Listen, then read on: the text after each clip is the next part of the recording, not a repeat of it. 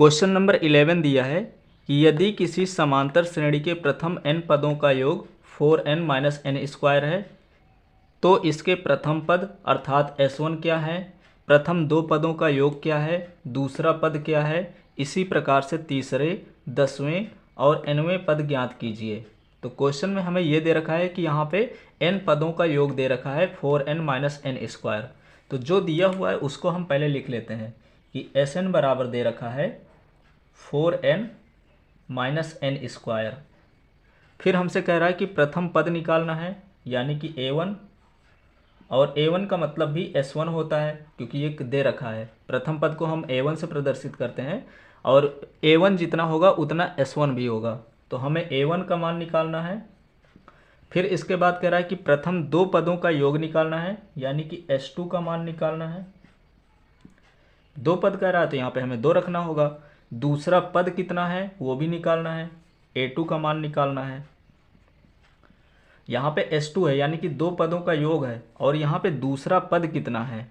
जैसे यहाँ पे दो पद दे दिए, यहाँ पे एक नंबर 3 है, दूसरा यहाँ पे 4 है। तो अगर दूसरा पद कहता है तो दूसरा पद होगा 4। अगर कह रहा है कि दो पदों का योग निकालिए तब हम इन दोनों को प्लस करके निकालेंगे तो दो पदों का योग होगा 7। तो यहाँ पे दो पदों का योग पूछेगा तो 7 होगा और दूसरा पद होगा यहाँ पे 4। तो इस तरह से हमें a2 का मान निकालना है। फिर यहाँ पे कह रहा है कि तीसरा पद भी निकालना है a3। यहाँ पे 10वां पद निकालना है यानी कि a10 की वैल्यू भी निकालना है। और साथ में हमको निकालना है यहाँ पे nवें पद का योग यानी कि an की वैल्यू भी निकालना है। इतनी सारी चीज़ें दी हुई हैं। Sn बराबर बस दिया है, a1 का मान निकालना है, s2 का मान निकालना है, a2 निकालना है, a3 निकालना है, a10 निकालना है, an निकालना है। अब इस क्वेश्चन को मैं इरेज किए दे रहा हूँ।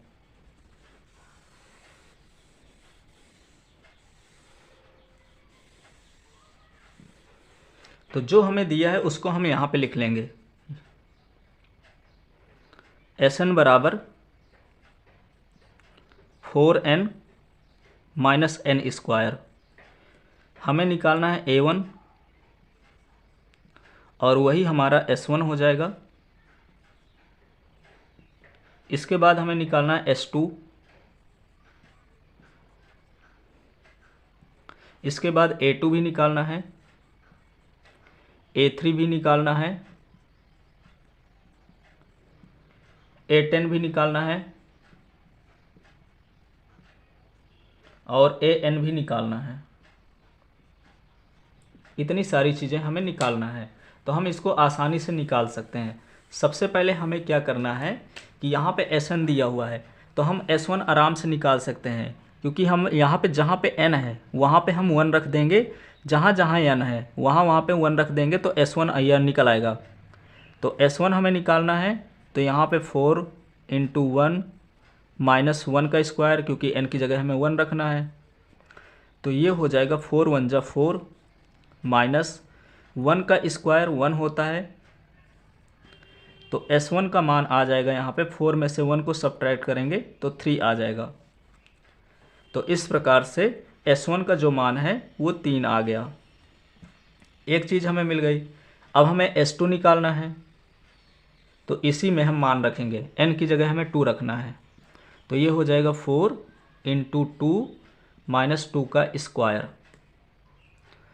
तो इस प्रकार से 4 × 2 = 8 हो जाएगा और 2 का स्क्वायर 4 होता है। तो 8 में से 4 को सब्ट्रैक्ट करेंगे तो ये आ जाएगा 4।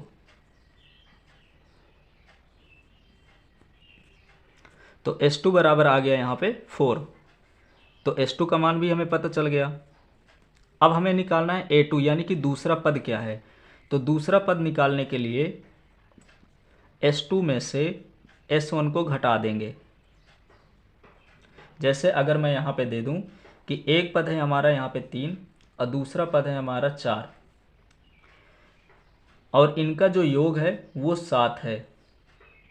हमें अगर दूसरा पद निकालना है, दूसरा पद नहीं पता है तो हमें x का मान निकालना है। तो क्या करेंगे, इसको उधर ले जाएंगे और घटा देंगे। तो इस तरह से हम दूसरा पद निकालेंगे। तो दूसरा पद निकालने के लिए क्या करेंगे कि S2 में से S1 को घटा देंगे तो दूसरा पद आ जाएगा। तो यहाँ पे S2 का मान है 4 और S1 का मान है 3, तो दूसरा पद आ जाएगा 1। ये हो गया दूसरा पद। इसी तरह से हमें तीसरा पद निकालना है। तो तीसरा पद निकालने के लिए क्या करना होगा, A3 निकालने के लिए हमें S3 में से S2 को सब्ट्रैक्ट करना होगा। तो जब S3 में से S2 को सब्ट्रैक्ट करेंगे तो हमें S3 भी निकालना होगा। तो जिस प्रकार से हमने S1 निकाला है उसी तरह से हम S2 निकाले हैं, उसी तरह से हमें S3 भी निकालना है। तो S3 निकालने के लिए जहाँ पे n है वहाँ पे हमें 3 रखना होगा, तो 4 × 3 हो जाएगा, फिर माइनस n का स्क्वायर यानी कि 3 का स्क्वायर। तो ये हो जाएगा 4 3 जा 12 और 3 का स्क्वायर हो जाएगा यहाँ पे 9, और 12 में से जब 9 को सब्ट्रैक्ट करेंगे तो यहाँ पे आ जाएगा 3, तो S3 की वैल्यू आ गई 3। तो हमने यहाँ पे पहला पद निकाल लिया, दूसरा पद निकाल लिया, तीसरा पद निकाल लिया, 3 पदों का योग निकाल लिया। अब हमें निकालना है तीसरा पद। तो तीसरा पद निकालने के लिए S3 में से S2 को सब्ट्रैक्ट करना होगा। S3 है यहाँ पे 3 और S2 का मान है 4, तो ये हो जाएगा A3 का मान 3 में से जब 4 को सब्ट्रैक्ट करेंगे तो -1 हो जाएगा। तो इस प्रकार से हमने A3 का मान भी निकाल लिया। अब दो चीज़ें हमें निकालना है, A10 का मान निकालना है, AN का मान निकालना है। इतनी हमसे निकल गई, ये सारी चीज़ें हमसे निकल गई। अब मैं इसको इरेज किए दे रहा हूँ थोड़ा सा। तो अब यहाँ से हम इन दोनों के मान दो तरीके से निकाल सकते हैं। या तो हमें जो हमने A1 का मान निकाला है, A2 का मान निकाला है, A3 का मान निकाला है, तो वहाँ से हम सर्वांतर निकाल करके इसकी वैल्यू निकालें और इसकी वैल्यू निकालें। तो जैसे यहाँ पे हमने श्रेणी लिखना है हमें, तो श्रेणी में पहला पद 3 है, दूसरा पद 1 है, तीसरा पद -1 है, इसी तरह से और पद हैं। तो प्रथम पद हमें पता है कि A1 का मान यानी कि A का मान यहाँ पे 3 है। अब हमें सर्वांतर निकालना है। तो सर्वांतर निकालने के लिए क्या होता है कि दूसरे पद में से पहले पद को घटाना होता है। तो जब 1 में से -3 को घटाएंगे तो यहाँ पे -2 आ जाएगा। तो प्रथम पद A बराबर 3, सर्वांतर D बराबर हो जाएगा -2। हमें A10 की वैल्यू निकालना है। तो A10 बराबर होता है A + 9D। A का मान यहाँ पे 3 है, 9 और D का मान यहाँ पे -2 है, तो -2 रख देंगे। तो ये हो जाएगा 3 प्लस और माइनस यहाँ पे माइनस हो जाएगा और 9 2 जा हो जाएगा 18। तो जब इस 3 को -18 से सब्ट्रैक्ट करेंगे तो यहाँ पे A10 की वैल्यू आ जाएगी -15, क्योंकि माइनस का साइन बड़ा है प्लस का छोटा है। तो A10 की वैल्यू आ गई यहाँ पे -15। तो इसकी भी वैल्यू पता चल गई कि इसकी वैल्यू है -15। अब हमको निकालना है AN। तो AN का फार्मूला ही ये होता है कि A + n-1 × D, ये फार्मूला होता है। इसी पे वैल्यू रख देंगे। तो A की जगह हमें रखना है यहाँ पे 3, n की वैल्यू पता नहीं है तो n को उसी तरह लिखेंगे, और D का मान है -2। तो ये हो जाएगा 3 प्लस इस -2 का मल्टीप्लाई n के साथ होगा तो ये -2n हो जाएगा, और इस -2 का मल्टीप्लाई -1 के साथ होगा तो माइनस माइनस प्लस होता है तो +2 हो जाएगा। अब इसका ब्रैकेट ओपन करेंगे तो ये 3 है, प्लस और माइनस -2n, और यहाँ पे प्लस और प्लस तो प्लस का ही रहेगा।